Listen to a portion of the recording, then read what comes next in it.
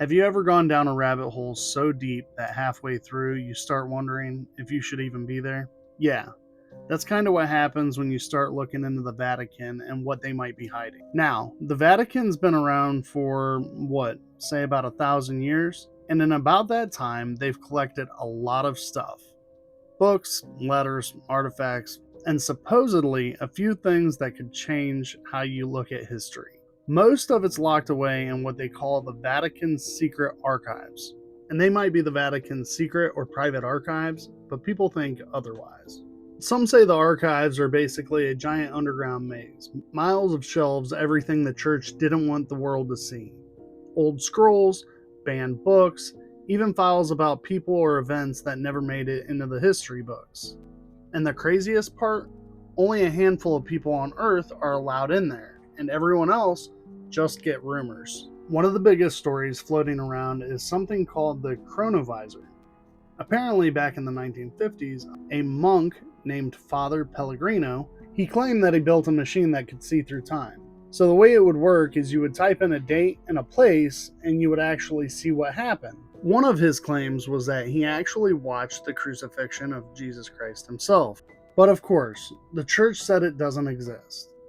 But according to the conspiracy crowd, the Vatican took it and locked it up. Because if you had a time viewer, that'd raise a few awkward questions, right? Then there's what people call the Third Testament. It's supposedly a continuation of the Bible, a final book that explains how the world ends and what comes after. If something like that really exists, you can see why people want to keep it under wraps. And it doesn't stop there. Some say there's a complete gospel of Mary Magdalene locked away too, one that shows that she wasn't just a follower. It paints her as a main leader of the early church. If that's true, it would rewrite a lot of the religious history. Now, let's talk about relics, because the Vatican is rumored to have a collection that puts every museum on Earth to shame. We're talking about things like the Spear of Destiny, the spear that supposedly pierced Jesus Christ's side, a sealed vial of his actual blood, frozen and preserved, and somewhere deep inside, the unedited book of Enoch, a text that supposedly talks about fallen angels, lost civilizations, and advanced technology that exists before the flood.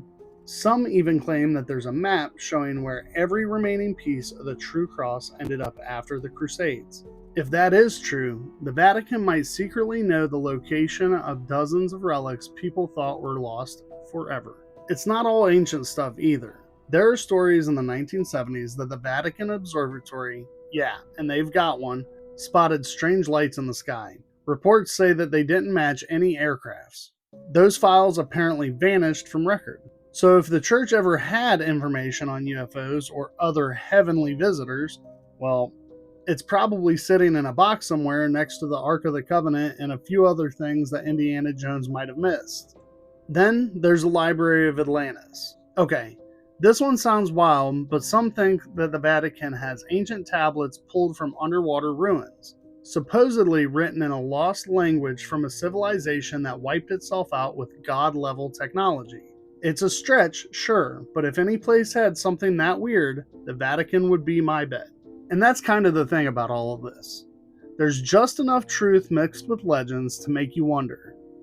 Like, the Vatican absolutely has restricted archives. That is real. It really does have documents from hundreds of years ago that most people aren't even allowed to see. They really do have relics, secret rooms, and collections that aren't open to the public. So when people start connecting dots between top secret files, glowing relics, and missing gospels, it's hard not to at least think, okay, but what if? Even some staff who have worked there have told stories, like a janitor that said doors have opened by themselves, strange humming sounds, and rooms that they're told to never enter.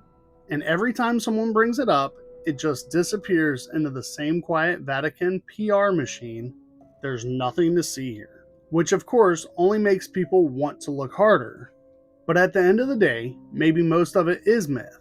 Maybe it's just how legends grow over time. But it's also possible that the Vatican's holding on to things that might blow our minds.